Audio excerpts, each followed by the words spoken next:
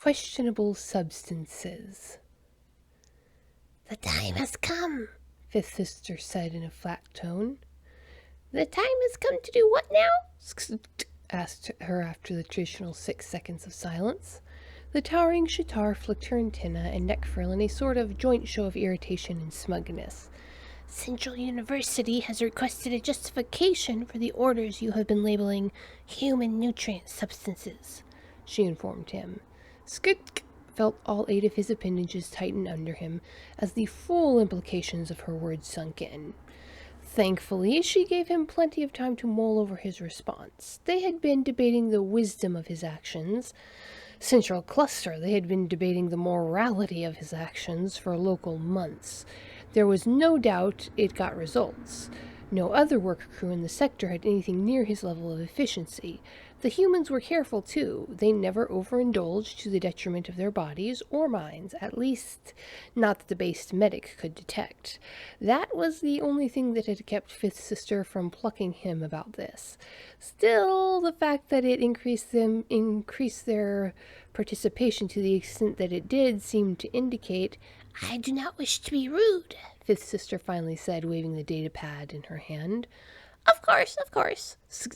Uncurled his motile legs and turning off his computer. "Shall I carry you to the conference room?" Fifth Sister asked. "I think I need to walk," Skirt said. "I can make good time on the catwalks." Fifth Sister flicked her antenna in acknowledgement and left the room. Skit took just a moment to groom his eye hairs to steady himself, and set out at a purposeful skitter towards the conference rooms. He found the inter-university comm hub waiting for him, humming with the power it took to maintain instant communication across interstellar spaces. He idly and fondly remembered a time when this sort of thing was handled by recording and couriers. Life was just so much easier when you really had time to think about your responses. He stepped up to the station and tapped the screen to list himself present. The hollow display grew gracefully into life, showing the undulate who was the current head of the University Ethics Board. "Triscus acquaintance, the undulate greeted him formally. "I am called Plods Along." Skirk felt an odd wash of conflicting emotions as he took the full 6 seconds to process that. The fact that Plods Along had a human-granted name, and that couldn't be anything else, was a good omen. It meant that he had dealt with humans and their particular brand of madness before. However, the implications about his methods were not promising. "Greetings," replied. "Am I to assume that I am under investigation?" "Waves, no," Plods Along said. "It is far too early for a formal investigation." Skit felt oddly uneasy about that. "No," Plods Along said slowly. "I simply want to understand the situation. You sound.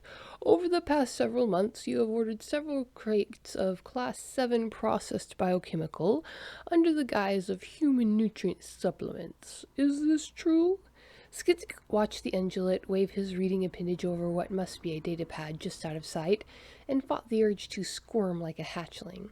"It is true that I offer the items to the humans as nutrient supplements," he agreed. "They choose to eat them at their own discretion, in addition to their usual nutrient intake." The undulate raised several appendages as if he were examining more closely over the link as he pondered the situation. "Are the humans unable to order the items on their own?" he asked. "Nothing prevents them from doing so," Skit was able to answer quickly. After all, he had pondered that very question nearly every time one of the humans had come up to his canister with the eager hand extended and bright bifocal eyes focused on the item in question with the predatory look that was, quite frankly, terrifying. "Why," Plods Along asked carefully, "do you think it appropriate for you to distribute these supplements? You are not rated as a nutritionist." "I am not," Skrt agreed. "But while it is a Class 7 substance, it is also conditionally listed as human exempt. The reasons are beyond me, but the humans on base assure me that it is harmless in the doses that I administer it." "That is in question in the xenomedical labs as we speak," Plods Along said. "However, that is not an answer to my question. Why? Why did you feel the need to administer the substance at all?" Skitch shifted his paws uneasily on the floor before he braced himself and answered. Workplace efficiency, he said quietly. How exactly does this substance improve your workplace efficiency? Asked the ungulate. Well, you see, replied slowly. You know that I have a very tight schedule. The gravitational phenomenon I measure happen with very little warning, and each set has little time in between them. And the different pulses require a complete physical repositioning of the sensors. The sensors are large and heavy, and only the humans can really move them effectively. That is the justification you use for requisitioning such a large crew of technician, Plodzalong said.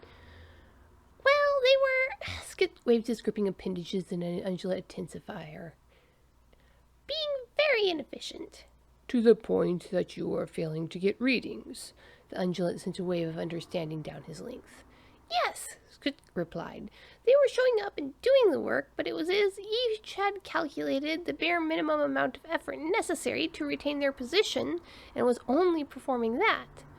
And I sound that you addressed the issue on several occasions. The ungulate dropped his reading appendages over the data pad as he presumably examined the records of those encounters. Yes! Couldn't help skittering sideways in irritation. Each time had the same result. The human would acknowledge their fault, apologize, and the next session would show a brief period of improvement before they would slump back to the previous level of inaction. He paused as in the hollow of the ungulate only lifted an appendage at him expectantly. So I asked the crewly what I should do, Skitch said. She explained to me that they were all under the effect of something called senioritis. It's complicated, but the basic concept is that the majority of them only have a few months of service left in their contracts before they return to their home colonies.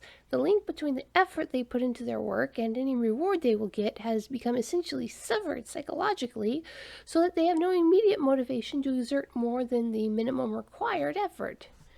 And the entire crew suffers from this senioritis, the ungulate said. Not directly, said, but the attitude of the majority affects even the less experienced humans. Have you thought about exchanging the crew for humans with more time on their contracts?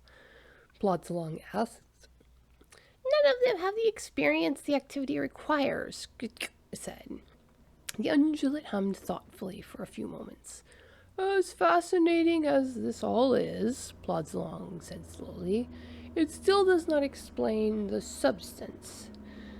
The crew lead shared a human method of coping with this, said. She said that if I was proactive, I could combat the senioritis by applying small rewards for discrete acts of efficiency and displays of proactive problem solving.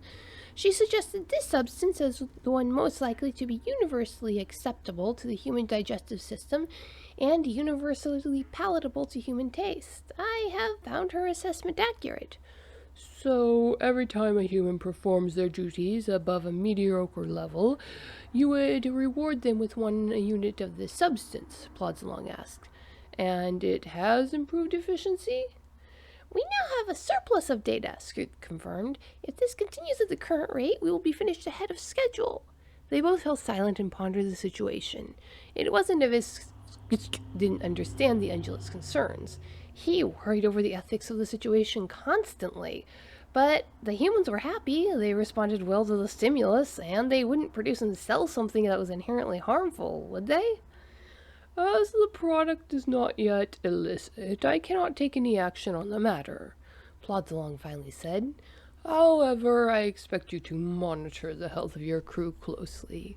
Skit danced sideways and in relieved acknowledgement. The conversation closed, and he headed for the large space they had chosen to set up the sensor equipment. He stopped by his quarters to pick up the grav cart he used to transport the substance.